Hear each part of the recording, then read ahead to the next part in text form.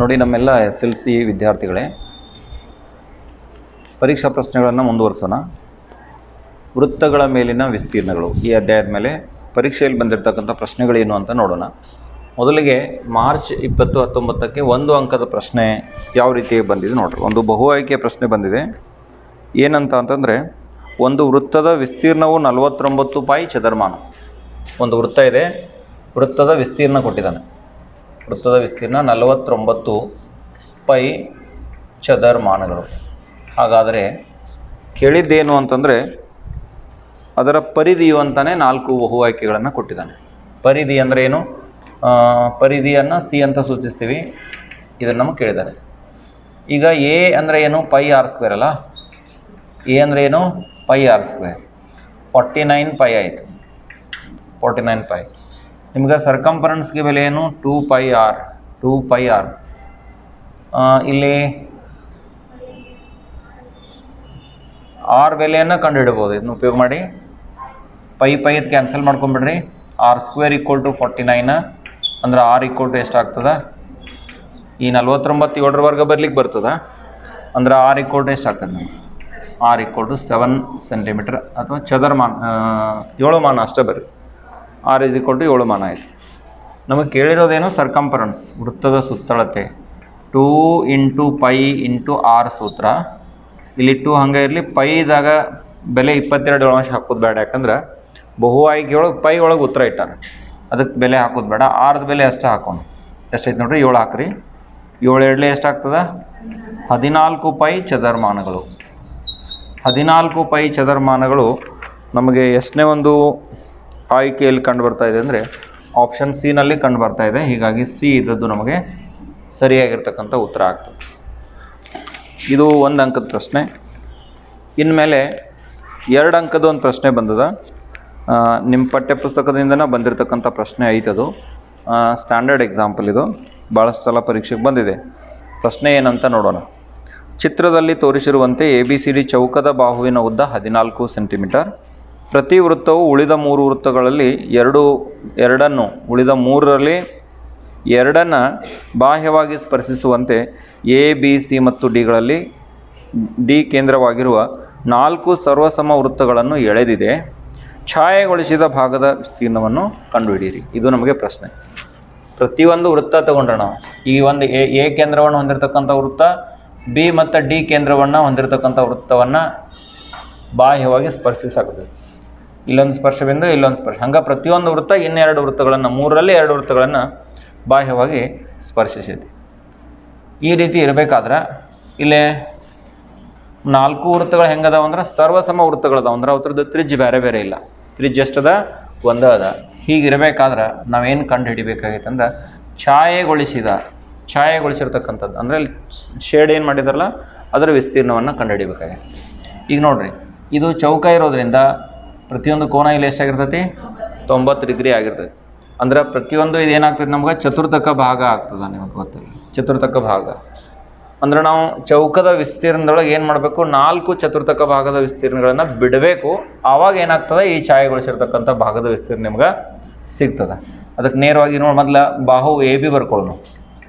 AB ಅಂದರೆ ಎಷ್ಟೈತಿ? 14 centimetre. ಹೌದಾ? ಆದ್ದರಿಂದ ತ್ರಿಜ್ಯ ಎಷ್ಟಾಗಬೇಕು ನಮಗಿದೆ? ಇದು ಟೋಟಲ್ 14 ಸಮನಾಗಿ ಇದು 6 ಆಗ್ತದೆ, ಇದು 6 ಆಗ್ತದೆ. 2r = 14 ಅಂದರೆ r = 14/2 ಅಂದರೆ ಎಷ್ಟು ಸೆಂಟಿಮೀಟ್ರ್ ಆಯ್ತು ನೋಡ್ರಿ? 7 ಸೆಂಟಿಮೀಟ್ರ್ ಆಯಿತು. ಹೌದಾ?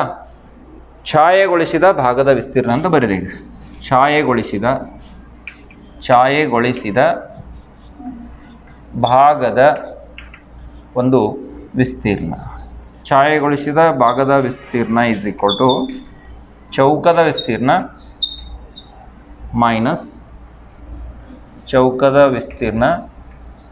ಮೈನಸ್ 4 ಗುಂಡ್ಲೆ ಚತುರ್ಥಕ ಭಾಗದ ವಿಸ್ತೀರ್ಣ ಅಂತಕ್ಕಂಥದ್ದನ್ನು ನಾವು ಗಮನಿಸಬೇಕು.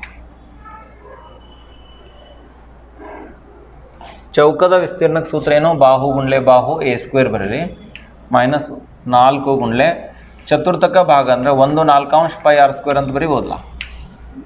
1/4 ಪೈ r².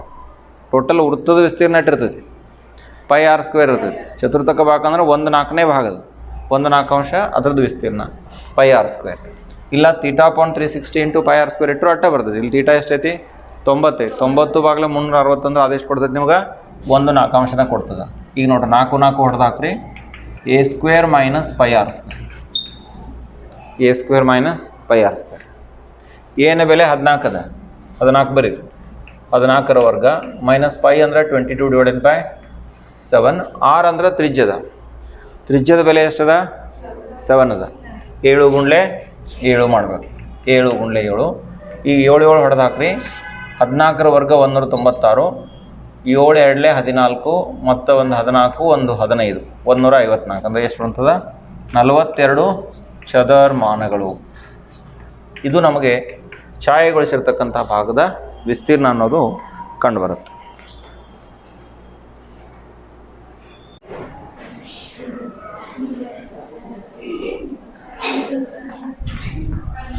ಮಾತಾಡಬೇಡ್ರಿ, ಕೇಳಿಸ್ಕೋರಿ. ಈ ಕಡೆ ಮುಂದಿನ ಪ್ರಶ್ನೆ ಏನಾಯ್ತು ನೋಡ್ರಿ.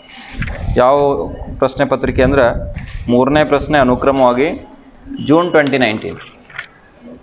ಅನುಕ್ರಮವಾಗಿ ನಮಗೆ 3ನೇ ಪ್ರಶ್ನೆ ಜೂನ್ 2019ಗೆ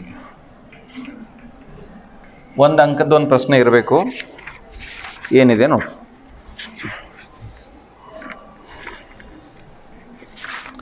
ಸೂತ್ರ ಕೇಳ್ಯಾನ ನೋಡಿ. ಒಂದು ಅಂಕಕ್ಕೆ ಪ್ರಶ್ನೆ ಬಂದದ. ಹೆಂಗೆ ಬಂದದ ಅಂತ ನೋಡೋದಾದ್ರೆ, ವೃತ್ತ ಕೇಂದ್ರದಲ್ಲಿ ಉಂಟಾದ ಕೋನವು ಥೀಟಾ ಡಿಗ್ರಿ ಆದಾಗ ತ್ರಿಜ್ಯಾಂತರ ಖಂಡದ ವಿಸ್ತೀರ್ಣವನ್ನು ಕಂಡುಹಿಡಿಯುವ ಸೂತ್ರ. ತ್ರಿಜ್ಯಾಂತರ ಖಂಡದ ವಿಸ್ತೀರ್ಣವನ್ನು ಕಂಡುಹಿಡಿಯೋಕೆ ಏನು ಸೂತ್ರ? Area a equal to theta divided by 360 into ಏನು ಪೈ ಆರ್ ಸ್ಕ್ವೇರ್. ಚದರ್ಮಾನಗಳು ಇಷ್ಟು ಬರೆದು ಬಿಟ್ರೆ ಎಷ್ಟು ಮಾರ್ಕ್ಸ್ ಸಿಗ್ತದೆ? 1 ಮಾರ್ಕ್ಸ್ ಸಿಗತ್ತೆ ಇಲ್ಲ? 1 ಅಂಕದ ಪ್ರಶ್ನೆ ಇದೆ. ಇನ್ನು ಇದಾದ್ಮೇಲೆ ನಮಗೆ 2 ಅಂಕಕ್ಕೆ ಅಥವಾ 3 ಅಂಕಕ್ಕೆ ಒಂದು ಪ್ರಶ್ನೆ ಇದ್ದೇ ಇರುತ್ತೆ ನೋಡಿರಿ. 2 ಅಂಕಕ್ಕೆ ಪ್ರಶ್ನೆ ಐತಿ, ಏನಂತ ನೋಡಿರಿ. ಅನುಕ್ರಮವಾಗಿ 4 ನಿಮಗೆ 4 ವೃತ್ತಗಳಿದಾವೆ. ಹೆಂಗೆ ಒಂದಕ್ಕೊಂದು ಬಾಹ್ಯವಾಗಿ ಸ್ಪರ್ಶಿಸಿದಾವೆ.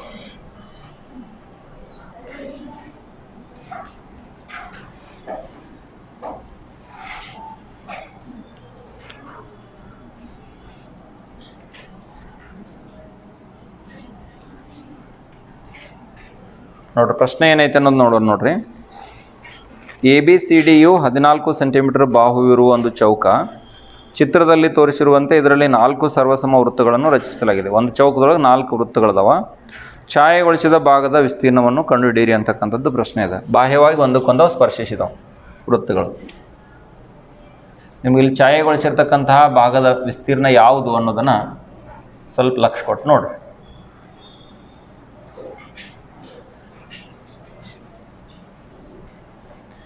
ಛಾಯೆಗೊಳಿಸಿರ್ತಕ್ಕಂಥ ಭಾಗ ಯಾವುದೈತಿ ಇಲ್ಲ ಅಂದ್ರೆ ಈ ಭಾಗ ನೋಡ್ರಿ. ಇದನ್ನೆಲ್ಲ ಹಿಂಗೆ ಛಾಯೆಗೊಳಿಸಿದಾರ. ಈ ವೃತ್ತದ ಭಾಗ ಐತಿಲ್ಲ ಅದನ್ನ ಬಿಡೋದ, ಅದನ್ನ ಬಿಟ್ಟು ಇದನ್ನೆಲ್ಲ ಏನೈತಿ ತೆಗೆದು. ಉದ್ದ ಎಷ್ಟದ ಅಂದ್ರೆ 14 ಸೆಂಟಿಮೀಟರ್ ಅದ. ಬಾಹು 14 ಸೆಂಟಿಮೀಟರ್. ಛಾಯೆಗೊಳಿಸಿರ್ತಕ್ಕಂಥ ಭಾಗದ ವಿಸ್ತೀರ್ಣವನ್ನು ಕಂಡುಹಿಡಿಯಬೇಕಾಗಿದೆ. ಸರಿ, ಇದು ಉದ್ದ 14 ಸೆಂಟಿಮೀಟರ್ ಇರೋದ್ರಿಂದ ಇದರದ್ದು ತ್ರಿಜ್ಯ ನೋಡ್ರಿ ಎಷ್ಟು ಆಗಬೇಕು ಅನ್ನೋದು ನೋಡ್ಬೇಕು ನಾವು. ಈ ವ್ಯಾಸ ಅಷ್ಟೇ ಇದು ಎಷ್ಟು ಆಗಬೇಕು? 7 ಆಗ್ಬೇಕಿಲ್ಲ? ಇದು 7 ಆಗ್ಬೇಕು. ಟೋಟಲ್ 14 ಐತಿಲ್ಲ. ಅಂದರೆ ಇಲ್ಲಿ ವೃತ್ತಕ್ಕೆ ಸಂಬಂಧಪಟ್ಟಂಗೆ d equal to 7 centimetre. D 7 centimetre ಆಗ್ತಾ ಇಲ್ಲ? ಸರ್ವಸಮ ವೃತ್ತಗಳದಾವೆ. 14ರ ಅರ್ಧ ಮಾಡಿರಿ, ಇದು 7 ಆಗ್ಬೇಕಾ? ಅಂದ್ರೆ ತ್ರಿಜ್ಯ ಎಷ್ಟು ಆಗಬೇಕು? 7 ಡಿವೈಡೆಡ್ ಬೈ 2 ಸೆಂಟಿಮೀಟ್ರ್ ಆಗಬೇಕು. ತ್ರಿಜ್ಯ ಯಾಕೆ 7 2 ಅಂಶ ಆತು ಗೊತ್ತಾತಲ್ಲ? ತ್ರಿಜ್ಯ 7 2 ಅಂಶ ಆತು. ನಮಗೆ ಬೇಕಾಗೈತೇನ ಛಾಯೆಗೊಳಿಸಿದ ಭಾಗದ ವಿಸ್ತೀರ್ಣ. ಛಾಯೆಗೊಳಿಸಿದ ಭಾಗದ ವಿಸ್ತೀರ್ಣ, ಛಾಯೆಗೊಳಿಸಿರ್ತಕ್ಕಂಥ ಭಾಗದ ವಿಸ್ತೀರ್ಣ ಈಸ್ ಈಕ್ವಲ್ ಟು ಚೌಕದ ವಿಸ್ತೀರ್ಣ ತಗೋಬೇಕು. ಚೌಕದ ವಿಸ್ತೀರ್ಣದಾಗ ಏನು ಬಿಡುದ ಅನ್ನೋದು ವಿಚಾರ ಮಾಡಬೇಕು. ಚೌಕದ ವಿಸ್ತೀರ್ಣದೊಳಗೆ ಏನನ್ನು ಬಿಡಬೇಕು? -4 ಇಂಟು ವೃತ್ತದ ವಿಸ್ತೀರ್ಣ. 4 ಇಂಟು ವೃತ್ತದ ವಿಸ್ತೀರ್ಣ. ವೃತ್ತದ ವಿಸ್ತೀರ್ಣ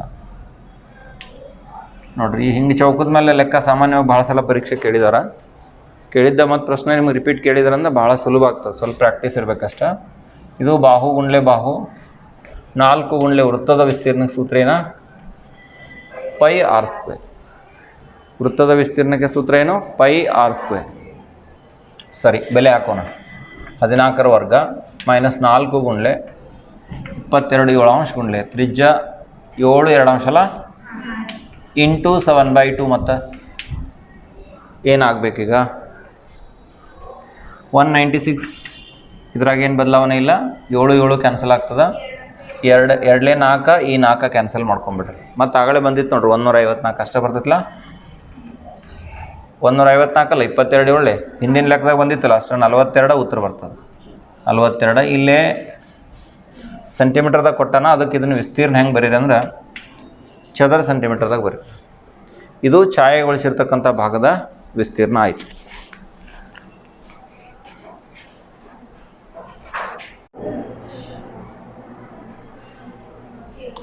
ನೋಡ್ರಿ, ಇನ್ಮೇಲೆ 5ನೇ ಒಂದು ಪ್ರಶ್ನೆ ಅನುಕ್ರಮವಾಗಿ 1 ಅಂಕದ ಪ್ರಶ್ನೆ ಯಾವುದಕ್ಕಪ್ಪ ಅಂದರೆ ಇಯರ್ ಏಪ್ರಿಲ್ 2020. ಏಪ್ರಿಲ್ 2020ಗೆ 1 ಅಂಕಕ್ಕೆ ಬಂದಿರತಕ್ಕಂಥ ಪ್ರಶ್ನೆ ಏನು ಅಂತ ನೋಡ್ರಿ. ಏನು ಪ್ರಶ್ನೆ ಇದೆ ಅಂದ್ರೆ, ತ್ರಿಜ್ಯ R ಆಗಿರುವ ಒಂದು ವೃತ್ತದಲ್ಲಿ ಥೀಟಾ ಕೋನವನ್ನು ಹೊಂದಿರುವ ತ್ರಿಜ್ಯಾಂತರ ಖಂಡದ ಕಂಸದ ಉದ್ದ. ಈಗ ಒಂದು ತ್ರಿಜ್ಯಾಂತರ ಖಂಡ ಇದೆ. ಈ ಕಂಸ ಐತಲ್ಲ, ಕಂಸ ಎಸ್, ಈ ಎ ಬಿ ಎದಿಂದ ಬಿ ತನ ಆ ಕಂಸದ ಉದ್ದ. ಇದಕ್ಕೊಂದು ಸೂತ್ರ ಅದ. ಬಹು ಆಯ್ಕೆಯ ಪ್ರಶ್ನೆ ಅದ. ಸೂತ್ರ ನೆನಪು ಮಾಡ್ಕೊಳ್ಳೋಣ, ಅದು ಉತ್ತರ ಎಲ್ಲೈತೆ ಅಂತ ನೋಡೋಣಂತ. ಆಮೇಲೆ ಏನು ಕಂಸದ ಉದ್ದ, ಆ ಕಂಸ ಅದಕ್ಕೆ ಸೂತ್ರ ಇರ್ತಕ್ಕಂಥದ್ದು ಏನು ಅಂತಂದರೆ ಥೀಟಾ ಡಿವೈಡೆಡ್ ಬೈ 360. ತ್ರಿಜ್ಯಾಂತರ ಖಂಡದ ವಿಸ್ತೀರ್ಣ ಆದ್ರೆ ಪೈ ಆರ್ ಸ್ಕ್ವೇರ್ ಐತಿ. ಕಂಸದ ಉದ್ದ ಆದ್ರೆ 2πr. ಇದನ್ನು ಒಮ್ಮೊಮ್ಮೆ ಸೂತ್ರ ಏನು ಮಾಡಿಬಿಡ್ತಾನಂದ್ರೆ ಅದ್ಲ ಬದಲು ಮಾಡಿಕೊಂಡು ಚಾನ್ಸ್ ಇರ್ತೈತೆ. ಇದನ್ನ ಥೀಟಾ ಡಿವೈಡೆಡ್ ಬೈ 180 × πr ಕೊಡ್ಬೋದಲ್ಲ, ಹೌದಾ ಇಲ್ಲ? 2 ಮತ್ತು 360 ಕ್ಯಾನ್ಸಲ್ ಆಗ್ತೈತಿ. ಹಂಗೆ ಸ್ವಲ್ಪ ಅದ್ಲ ಬದಲು ಮಾಡಿ ತಿರುವು ಮಾಡಿ ಕೊಟ್ರು ಅದನ್ನು ಉತ್ತರಿಸ್ತಕ್ಕಂಥ ಸಾಮರ್ಥ್ಯವನ್ನು ನೀವು ಹೊಂದಿರಬೇಕು. ಇನ್ನು 2 ಅಥವಾ 3 ಅಂಕಕ್ಕೆ ಮುಂದಿನ ಒಂದು ಪ್ರಶ್ನೆ ಬಂದಿರಬೇಕು. ಯಾವುದಿದೆ ನೋಡೋಣ.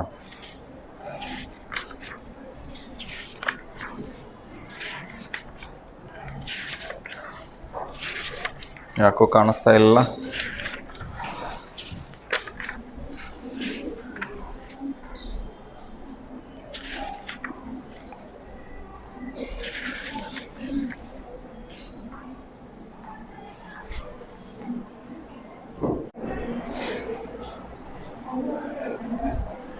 ನೋಡ್ರಿ, ಇನ್ಮೇಲೆ ಮುಂದಿನ ಒಂದು ಪ್ರಶ್ನೆಗೆ ಸಾಗೋಣ. ಯಾವುದು ಅಂದ್ರೆ ಏಪ್ರಿಲ್ 2020ಗೆ 3 ಅಂಕಕ್ಕೊಂದು ಪ್ರಶ್ನೆ ಬಂದದ್ದು. 2 ಪ್ರಶ್ನೆ ಬಂದವು ಆ್ಯಕ್ಚುಲಿ. ಏನಂತ ಸ್ವಲ್ಪ ನೋಡಿ. ಡಯಾಗ್ರಾಮನ್ನು ಕೊಟ್ಟಿದ್ದಾನ.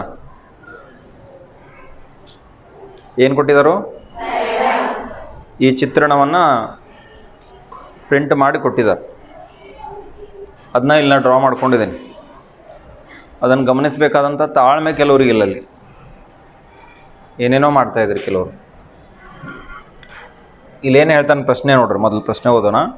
ABCD ಆಯತದ ಉದ್ದ 20 ಸೆಂಟಿಮೀಟರ್. ABCD ಆಯತದ ಉದ್ದ 20 ಸೆಂಟಿಮೀಟರ್ ಮತ್ತು ಅಗಲ 10 ಸೆಂಟಿಮೀಟರ್. ಉದ್ದ ಅಗಲ ಆಯತ ಕೊಟ್ಟನು. OAPBಯು 10√2 ಸೆಂಟಿಮೀಟರ್ ತ್ರಿಜ್ಯವುಳ್ಳ ವೃತ್ತದ ತ್ರಿಜ್ಯಾಂತರ ಖಂಡವಾಗಿದೆ. OAPBಯು 10√2 ಸೆಂಟಿಮೀಟರ್ ತ್ರಿಜ್ಯವುಳ್ಳ ವೃತ್ತದ ತ್ರಿಜ್ಯಾಂತರ ಖಂಡವಾಗಿದೆ. ಛಾಯೆಗೊಳಿಸಿದ ಭಾಗದ ವಿಸ್ತೀರ್ಣವನ್ನು ಕಂಡುಹಿಡಿಯಿರಿ ಅಂತ ಹೇಳಿದಾನೆ. π = 3.14 ಬಳಸಕ್ಕೆ ಹೇಳಿದ್ದಾರೆ. ಈಗ ನೋಡ್ರಿ, ABCD ನಮಗೆ ಆಯತ, ಆಮೇಲೆ OAPB ತ್ರಿಜ್ಯಾಂತರ ಖಂಡ. ನಮಗೆ ಈ ಛಾಯೆಗೊಳಿಸಿರ್ತಕ್ಕಂಥ ಭಾಗದ ವಿಸ್ತೀರ್ಣ ಅಷ್ಟೇ ಕಂಡುಹಿಡಿಬೇಕು. ಇಲ್ಲೇ ನಮಗೆ OADCBದು ಒಮ್ಮೆ ವಿಸ್ತೀರ್ಣನೂ ಕಂಡುಹಿಡಿಯಕ್ಕೆ ಬರೋಂಗಿಲ್ಲ. ಒಮ್ಮೆ ಕಂಡುಹಿಡಿಯಕ್ಕೆ ಬರ್ತಿತ್ತು ಅಂದರೆ ಈಸಿಲಿನ OAPBದು ಕಂಡುಹಿಡಿದು ಅದನ್ನು ಕಳೆದು ಬಿಡ್ತಿದ್ದು. ಅದಕ್ಕೆ 3 ರೀತಿ ವಿಸ್ತೀರ್ಣಗಳ ಲೆಕ್ಕಾಚಾರ ಮನಸ್ಸಿಗೆ ತೊಗೋಬೇಕಾಗ್ತದೆ. ಸ್ವಲ್ಪ ಲಕ್ಷ ನೋಡ್ರಿ. ಇಲ್ಲೊಂದು ಡಾಟೆಡ್ ಲೈನ್ ಹೇಳ್ತೀನಿ ನೋಡ್ರಿ. ಹೌದಾ? ಈಗೇನು ವಿಸ್ತೀರ್ಣ ಕಂಡುಹಿಡಿಬೇಕಾಗಿತ್ತಲ್ಲ ಇದನ್ನ A1 ಅಂತೀನಿ ನಾನು. ನಡುವಿನ ಭಾಗ ಐತಲ್ಲ ಇಲ್ಲಿ ಇದನ್ನೇನಂತೀನಿ A2 ಅಂತೀನಿ ನಾನು. ಆಮೇಲೆ ಇಲ್ಲಿ ಕೆಳಗಡೆ ಐತಲ್ಲ ಇದನ್ನೇನಂತೀನಿ ಅಂದರೆ A3 ಅಂತೀನಿ. ನಮಗೆ ಬೇಕಾದ ವಿಸ್ತೀರ್ಣ ಅಂದ್ರೆ ಏನು ಮಾಡಬೇಕು, ಈ ಆಯತದ ವಿಸ್ತೀರ್ಣ ತಗೋಬೇಕು ಮೊದಲು. ABCD ವಿಸ್ತೀರ್ಣ ಹೌದಾ ಇಲ್ಲ? ಆಯತದ ವಿಸ್ತೀರ್ಣದೊಳಗೆ ಏನು ಕಳಿಬೇಕು? ಇದೇ ಥರ ಇದೆ, ಈ ಭಾಗ ಐತೆ ನೋಡ್ರಿ, ಯಾವುದೋ ಇದಕ್ಕೆ ಹೆಸರು ಕೊಟ್ಟೆ ನೋಡಿ, ಅದಕ್ಕನ ಅಲ್ಲಿ ಏನಂತ ಹೇಳಕ್ಕೆ ಕನ್ಫ್ಯೂಷನ್ ಆಕತ್ತೆ ಅಂತೇಳಿ. A2ದು ವಿಸ್ತೀರ್ಣ ಕಳಿಬೇಕು. ಆದರೆ A2 ಅಟ್ಟ ಹೆಂಗೆ ಕಳೆಯವ್ರು ನೀವು? A2 ಸಿಗ್ಬೇಕಂದ್ರೆ OAPB ಐತಲ್ಲ, ಇದು P ಮ್ಯಾಲಿಂದ ಇರ್ತಾನೆ ಇದು ಬಿಂದು ಕೆಳಗೆ ತಿಳ್ಕೊಬೇಡ್ರಿ. ಈ OAPB ಐತಲ್ಲ, OAPB ವಿಸ್ತೀರ್ಣದೊಳಗೆ ಈ ತ್ರಿಭುಜದ ವಿಸ್ತೀರ್ಣ ಬಿಡಬೇಕು. ಸ್ವಲ್ಪ ಇದು ತ್ರಿಭುಜ ಯಾವ ಪ್ರಕಾರದ ಆಕತ್ತೆ ಸ್ವಲ್ಪ ನೋಡೋಣ. ಇದು DC 20 ಇರೋದ್ರಿಂದ AB = DC, ಆಯತ ವಿಮುಖ ಭಾಗಗಳು ಸಮ ಇರ್ತಾವೆ. AB ಎಷ್ಟಾಯಿತು? 20 ಸೆಂಟಿಮೀಟ್ರ್ ಆಯಿತು. AB ಯಾಕೆ 20 ಸೆಂಟಿಮೀಟ್ರ್ ಆಯ್ತು ಗೊತ್ತಾಯ್ತು? ಸರಿ. ಆಮೇಲೆ OAದು ಉದ್ದ OBದು ಉದ್ದ ಎರಡೂ ಸೇಮ್. ತ್ರಿಜ್ಯಾಂತರ ಖಂಡ ಅಂತ ಹೇಳಿ ನಾವು ಅಂದರೆ OB ಮತ್ತು OAಗಳು ಒಂದು ವೃತ್ತದ ತ್ರಿಜ್ಯಗಳಾಗಿವೆ. ಅಂದರೆ OA OB = 10√2 ಆಯಿತು, 10√2 ಸೆಂಟಿಮೀಟ್ರ್. ಸ್ವಲ್ಪ ಏನು ಮಾಡೋಣ ಅಂತಂದ್ರೆ ಇಲ್ಲಿ ಈಗ OA² = OB² ಇರಾಕಬೇಕು. 10√2 ಬ್ರಾಕೆಟ್ ಸ್ಕ್ವೇರ್ ಮಾಡಿ 10 ವರ್ಗ 100 ಆಯಿತು. √2 ಬ್ರಾಕೆಟ್ ಸ್ಕ್ವೇರ್ ಅಂದರೆ 2 ಆಯ್ತು. √2 ಬ್ರಾಕೆಟ್ ಸ್ಕ್ವೇರ್ ಅಂದರೆ 2 ಆಯ್ತು. 10 ವರ್ಗ 100 200 ಆತಿಲ್ಲ ನೋಡ್ರಿ. 200 ಚದರ ಸೆಂಟಿಮೀಟ್ರ್ ಆಯಿತು. ಇನ್ನು AB ಅಷ್ಟೇ ವರ್ಗ ಮಾಡಿ ನೋಡ್ರಿ. AB² ಅಂದ್ರೆ AB ಅಂದ್ರೆ 20 ಐತಿ, 20² ಐತಿ. 20 × 20 ಅಂದರೆ 400 ಚದರ ಸೆಂಟಿಮೀಟ್ರ್. ಈಗ OA² OB² ಎರಡೂ ಕೂಡಿಸ್ಕೊನು. OA² + OB² ಎರಡೂ ಕೂಡಿಸ್ರಿ ಅಂದ್ರೆ OA² ಅಂದ್ರೂ 200, OB² ಅಂದ್ರೂ 200. 200 ಕೂಡಿಸಿದ್ರೆ ಎಷ್ಟು ಬಂತು ನೋಡ್ರಿ? 400 ಚದರ ಸೆಂಟಿಮೀಟ್ರ್ ಆಯ್ತು. ಯಾವುದು ಇಲ್ಲಿ ಮ್ಯಾಲೆ ನೋಡ್ರಿ, AB² ಅಷ್ಟೇ ಐತಿ. ಈ ಎರಡು ಇದ್ರದ್ದು ಮೊತ್ತನೂ ಅಷ್ಟೇ ಬಂತು ಅಂದ್ರೆ ಇದರಿಂದ ನಿಮ್ಗೇನು ಕಂಡು ಬರ್ತೈತೆ ಅಂದ್ರೆ AB² = OA² + OB². ತಿಳಿತಾ? AB² = OA² + OB² ಆಯಿತು. ಅಂದ್ರೆ ಇದರ ಅರ್ಥ ದೊಡ್ಡ ಬಾಹುವಿನ ಮೇಲಿನ ವರ್ಗ ಉಳಿದೆರಡು ಬಾಹುಗಳ ಮೇಲಿನ ವರ್ಗಗಳ ಮೊತ್ತಕ್ಕೆ ಸಮ. ಅಂದ್ರೆ ಪೈಥಾಗೋರಸ್ನ ಪ್ರಮೇಯದ ವಿಲೋಮದ ಪ್ರಕಾರ ಕೋನ AOB ಏನಾಯ್ತು ನಮ್ಗೆ? 90 ಡಿಗ್ರಿ ಆಯ್ತು. ಅಂದ್ರೆ ತ್ರಿಜ್ಯಾಂತರ ಖಂಡದ ಅದು ತ್ರಿಜ್ಯಾಂತರ ಕೋನ ಸಿಕ್ತು ನಮಗೆ. ಅದು ನಮಗೇನಾಗ್ತದೆ? ಈ ವಿಸ್ತೀರ್ಣ ಕಂಡುಹಿಡಿಯೋಕ್ಕೆ ಹೆಲ್ಪ್ ಆಗ್ತದೆ. ಈಗ ನೋಡ್ರಿ AOB 90 ಡಿಗ್ರಿ ಆಯ್ತು. ಇನ್ನು ಛಾಯೆಗೊಳಿಸಿದ ಭಾಗದ ವಿಸ್ತೀರ್ಣ ಛಾಯೆಗೊಳಿಸಿದ ಭಾಗದ ವಿಸ್ತೀರ್ಣ ಆಯತದ ವಿಸ್ತೀರ್ಣ. ಆಯತದ ವಿಸ್ತೀರ್ಣದೊಳಗೆ ಇಲ್ಲಿ ಸ್ವಲ್ಪ ಅಂಡರ್ಸ್ಟ್ಯಾಂಡಿಂಗ್ ಕನ್ಫ್ಯೂಷನ್ ಐತಿ. ಇದೇನೈತಿಲ್ಲ A2 ಅಷ್ಟ ಬೇಕು ನಿಮ್ಗೆ. A2 ಅಷ್ಟ ಬೇಕು ಅಂದ್ರೆ ಇದೇನೈತಿಲ್ಲ OAPB ವಿಸ್ತೀರ್ಣ ಅದ್ರಾಗ A3 ಬಿಡಬೇಕು. ತ್ರಿಜ್ಯಾಂತರ ಖಂಡ OAPB ಅದ್ರೊಳಗೆ ಏನು ಬಿಡಬೇಕು? ತ್ರಿಭುಜ AOB ವಿಸ್ತೀರ್ಣ ಬಿಡಬೇಕು. ಅಂದ್ರೆ ಅದು A3 ಅಥವಾ A3ನ ಬರೆದು ಬಿಡೋಣ ಡೈರೆಕ್ಟ್. A3 ಯಾಕೆ ಬಿಡ್ಬೇಕು ಗೊತ್ತಾಯ್ತು? OAPBದೊಳಗೆ ಇದನ್ನ ಕೆಳಗಿಂದ ಬಿಟ್ರಿ ಅಂದ್ರೆ ಇದಟ್ಟ ಸಿಗ್ತದೆ ನಿಮ್ಗೆ. ಅದನ್ನಷ್ಟ ಕಳಿದೈತಿ ನಾವು, ಇದನ್ನಷ್ಟ ಕಳಿದೈತಿ ಅದ್ರಾಗ ಆಯತದ ವಿಸ್ತೀರ್ಣದೊಳಗೆ.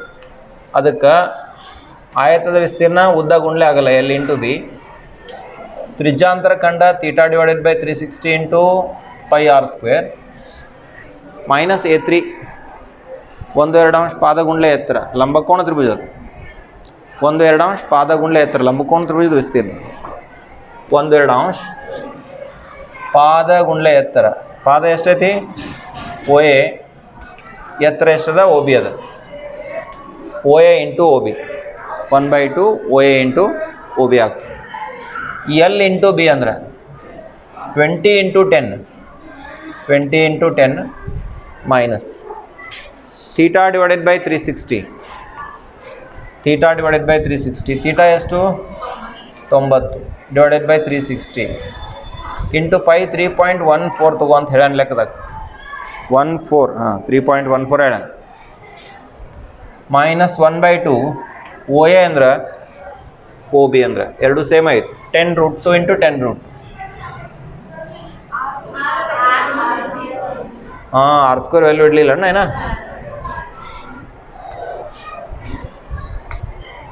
ಸರಿ ಇನ್ನೊಮ್ಮೆ ಬಿಡಿಸ್ಕೊತೇನೆ ನೋಡ್ರಿ minus theta divided by theta ಅಂದ್ರೆ 90 ಐತಿ divided by 360 into 3.14 into R² ಅಂದ್ರೆ ಯಾವುದ್ರದ್ದು ತ್ರಿಜ್ಯದ ಇದಲ್ಲ ಓ ಬಿ ಮತ್ತು ಓ ಎ ಅಂದ್ರೆ ಇದು ಆರ 10√2 into 10√2 10√2 into 10√2 minus 1/2 into O A ಅಂದ್ರೂ 10√2 ಐತಿ ಓ ಬಿ ಅಂದ್ರೂ ಎಷ್ಟೈತಿ 10√2 ಇನ್ನು ಇದನ್ನು ಸುಲಭೀಕರಣ ಮಾಡ್ತಕ್ಕಂಥ ಕೆಲಸ ಮಾಡಿ 20 ಇಂಟು 10 200 ಮೈನಸ್ 0 0 ಕ್ಯಾನ್ಸಲ್ ಆಯಿತು 9 1 9 4 1/4 ಆಯಿತು ಈ 10 ಇಂಟು 10 ಮಾಡಿದ್ರೆ 100 ಆಯಿತು 100ಕ್ಕೆ 3.14 ಗುಣಿಸಿದ್ರೆ 314 ಆಯಿತು ಅರ್ಥ ಆಗ್ತಿಲ್ಲ ನೋಡಿರಿ 100ಕ್ಕೆ 10 ಇಂಟು 10 100 ಎರಡು ಸ್ಥಾನ ತೊಗೊಂಡೆ ಈಗ √2 ಇಂಟು √2 ಅಂದರೆ ಎಷ್ಟು ಉಳಿತಿಲಿ 2 ಉಳಿತು √2 ಇಂಟು √2 ಅಂದರೆ 2 ಉಳಿತು ಮೈನಸ್ 2 1 2 5 ಆಮೇಲೆ 10 1 ಐತೆ ಮುಂದಲ್ಲಿ ಇಡ್ರಿ √2 ಇಂಟು √2 ಅಂದರೆ 2 10 ಮುಂದಿನ ಮೊದಲೇ ಇಟ್ಕೊಂಡೆ √2 ಇಂಟು √2 ಅಂದರೆ 2 ಈಗ ನೋಡಿರಿ 2 1 2 2 2 1 2 2 5 10 2 7 14 200 ಬರೀರಿ ಹೆಂಗಿದ್ದಂಗೆ ಮೈನಸ್ 157 ಇದು ಮೈನಸ್ 5 2 10 ಇದು 100 ಆಗ್ತೈತೆ 200 ಬ್ರಕೆಟ್ ಒಂದು ಬಿಟ್ಟಿವಿ ನೋಡ್ರಿ ಇಲ್ಲಿ ಬ್ರಕೆಟ್ ಐತೆ ಬ್ರಕೆಟ್ ಹಾಕ್ರಿ ಅಂದರೆ ಇದು ಬ್ರಕೆಟ್ ಇಲ್ಲಿ ಕ್ಲೋಸ್ ಆಯ್ತು ಇದು ಬ್ರಕೆಟ್ ನೀವು ತೆಗೆದು ಬಿಟ್ರಿ ಅಂದ್ರೆ ಮೈನಸ್ ಇದ್ದಿದ್ದು ಏನಾಕತಿ ಪ್ಲಸ್ ಆಕತಿ ಅಂದರೆ ಇದು ಪ್ಲಸ್ 100 ಆಕತಿ ಇದು ಮೈನಸ್ ಮೊದಲೇ ಪಟ್ಟಾರು ಮುಳಿತೈತೆ ಹಂಗಿದ್ದಂಗೆ 200 ಮತ್ತು ಇದು 100 ಅಂದ್ರೆ 300 ಮೈನಸ್ 157 ಅಂದರೆ ಎಷ್ಟು ಬರ್ತೈತೆ ನೋಡ್ರಿ ಸರಿ ಬಂತಿಲ್ಲ ನಾವು ಮಾಡಿದ್ದೆ 200 ಮೈನಸ್ 143 ಬರ್ಬೇಕಾಗಿತ್ತಲ್ಲ 143 ಬರ್ತೈತೆನಾ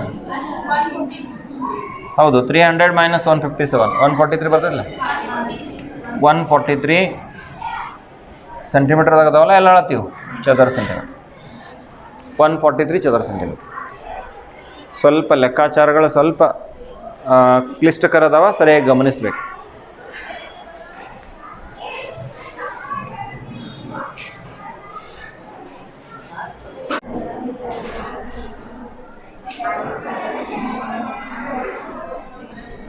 ನೋಡ್ರಿ ಇನ್ಮೇಲೆ ಇನ್ನೊಂದು ನಿಮಗೆ ಅಥವಾ ಪ್ರಶ್ನೆ ಬಂದಿದೆ ಇದು ಕೂಡ 3 ಅಂಕಕ್ಕನ ಇದೇ ಇಯರ್ಗೆನೆ ಲೋಹದ ತಂತಿಯ ಅಂಚುಗಳ ನಡುವೆ ಬಟ್ಟೆಯನ್ನು ಇಟ್ಟು ತಯಾರಿಸಲಾದ ಕೈ ಬೀಸಣಿಗೆಯು ಚಿತ್ರದಲ್ಲಿ ತೋರಿಸಿದಂತೆ ವೃತ್ತದ ತ್ರಿಜ್ಯಾಂತರ ಖಂಡದ ಆಕಾರದಲ್ಲಿದ್ದು ಅದರ ತ್ರಿಜ್ಯ 21 ಸೆಂಟಿಮೀಟರ್ ಮತ್ತು ಕೋನ 120 ಡಿಗ್ರಿ ಆಗಿದೆ.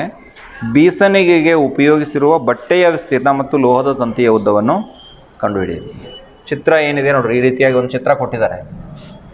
ಬೀಸಣಿಗೆ ಕೈಲೇ ಗಾಳಿ ಬೀಸ್ಕೊಳ್ಳೋದೈತೆ, ಹಿಂಗೆ ಕೈಲೇ ಗಾಳಿ ಬೀಸ್ಕೊಳ್ಳೋದೈತೆ.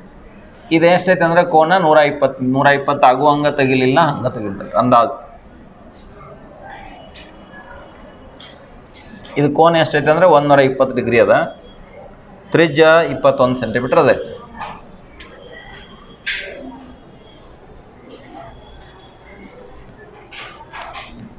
ಬೀಸಣಿಗೆಗೆ ಉಪಯೋಗಿಸಿದ ಬಟ್ಟೆಯ ವಿಸ್ತೀರ್ಣ ಅಂದರೆ ಏನು?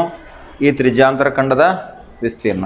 ಒಂದು, ಲೋಹದ ತಂತಿಯ ಉದ್ದವನ್ನು ಕಂಡುಹಿಡಿಯಿರಿ. ಲೋಹದ ತಂತಿ ಉದ್ದ ಅಂದರೆ ಇವೆರಡು ತ್ರಿಜ್ಯ ಕೂಡಿಸ್ಕೋಬೇಕು ಮತ್ತು ಈ ಕಂಸದ ಉದ್ದ ಕೂಡಿಸ್ಕೋಬೇಕು. ತ್ರಿಜ್ಯಂತೂ ಕೊಟ್ಟದನು, ಕಂಸದ ಉದ್ದ ನಾವು ಕಂಡುಹಿಡಿಬೇಕು ಅನ್ನೋದು ನಿಮ್ಮ ತಲೆಯಾಗಿರಲಿ. ಈಗ ಬೀಸಣಿಗೆಗೆ ಬೇಕಾದ ಬಟ್ಟೆಯ ವಿಸ್ತೀರ್ಣ ಇಕ್ಕೊಳ್ತು ಬರೀರಿ ಎಲ್ಲರೂ ನನ್ನ ಜೊತೆ.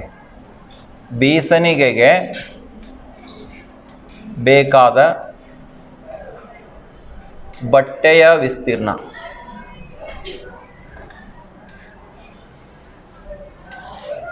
ಬೀಸಣಿಗೆಗೆ ಬೇಕಾದ ಬಟ್ಟೆಯ ವಿಸ್ತೀರ್ಣ ಈಕ್ವಲ್ ಟು ತ್ರಿಜ್ಯಾಂತರ ಖಂಡದ ವಿಸ್ತೀರ್ಣ, ಅದು θ divided by 360 into pi R square.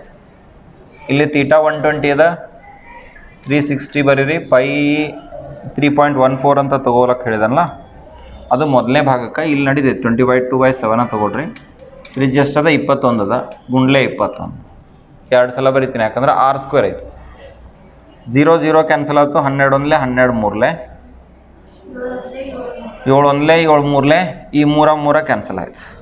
22 ಮತ್ತು 21 ಗುಣಿಸ್ರಿ, 22 ಮತ್ತು 21 ಗುಣಿಸ್ರಿ ಅಟ್ ಬರುತ್ತೆ.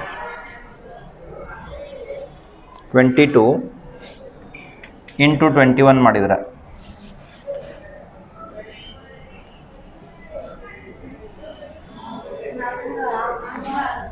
462 ಚದರ ಸೆಂಟಿಮೀಟರ್. ಇದು ಬೇಕಾಗಿರ್ತಕ್ಕಂಥ ಬಟ್ಟೆ ಆಯ್ತು.